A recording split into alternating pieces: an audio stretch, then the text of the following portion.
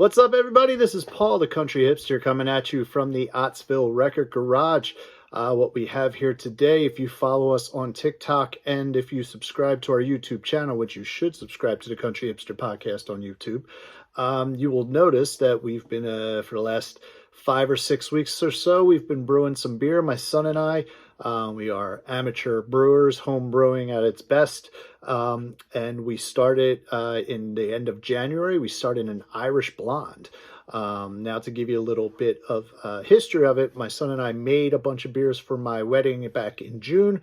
One of them was an Irish Blonde, and it was probably the best of the 3 beers we made for the wedding. I wanted to do it again, wanted to see if we can make it as good or if a little bit better. So we switched some stuff around. We get all of our home brewing kits from the Northern Brewing or Northern Brewer.com. So that's where we got the original kit, and that's where we got this kit to do it. The main differences with this brew compared to the last one was, number one, we used a different yeast. I honestly do not remember what the yeast is that we used for the second brew. I just know it was a $15 pack of yeast. Figured, let me do something different. I don't know what yeast does. I'm not going to lie. I have no idea. But I figured if you're going to pay $15 for a pack of yeast compared to $5 for a pack of yeast, there must be something to it, right? I'm guessing. I don't know. But that's kind of part of the fun of doing homebrew. The second thing that we did was we messed with the fermentation cycle a little bit too. So the instructions call for 2 weeks for the first fermentation, 2 weeks for the second fermentation, and then if you're bottling, about 2 weeks for bottle conditioning. So we did our first fermentation for 3 weeks. We did our second fermentation for 2 weeks, and then we are just short of 2 weeks for the bottle because I wanted to film this tonight because I am very busy this weekend, which is why it's pretty perfect that we have an Irish Blonde. I play in an Irish rock band, and I have a lot of shows this weekend as it's the weekend before St. Patrick's Day. So our Irish Blonde is ready for St. Patrick's Day. We hope.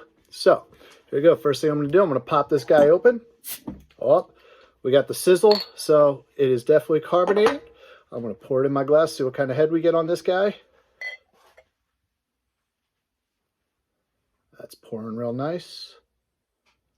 So the first thing I'm going to say about this is that I am slightly disappointed in the color. Granted, it's a beautiful brew. It looks great. It's settling. I poured this one a lot better than the last beer that I did a tasting video on, so there's not a huge head on this, but there is definitely some suds there, as you can see.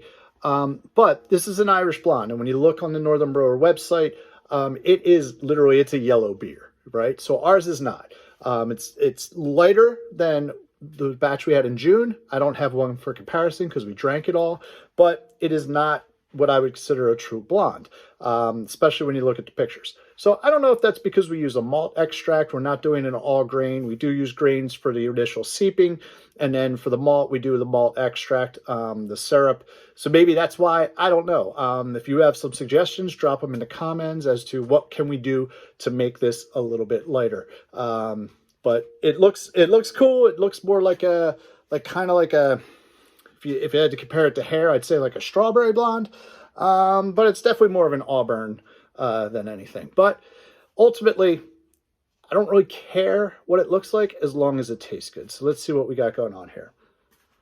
It smells good. It smells really good. It has a good, it smells like a good Irish beer. Good, like kind of like a Smithwick's type of smell to it.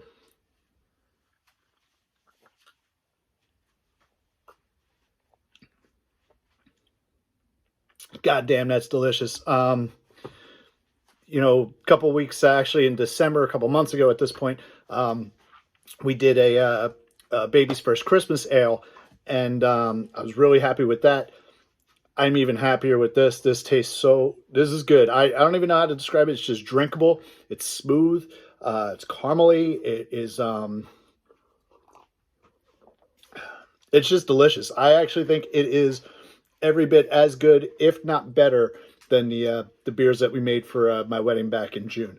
So very happy about this. Very happy that I have a case and a half to drink with my son and whoever we decide to share with. And we have a really big home brewing project coming up, so we'll be posted about that. We'll be talking about it on the Country Hipster podcast. the Country Hipster Podcast. So, stay tuned, look at it, subscribe to our YouTube channel, and cheers, man. I'm just going to keep drinking this. Thanks.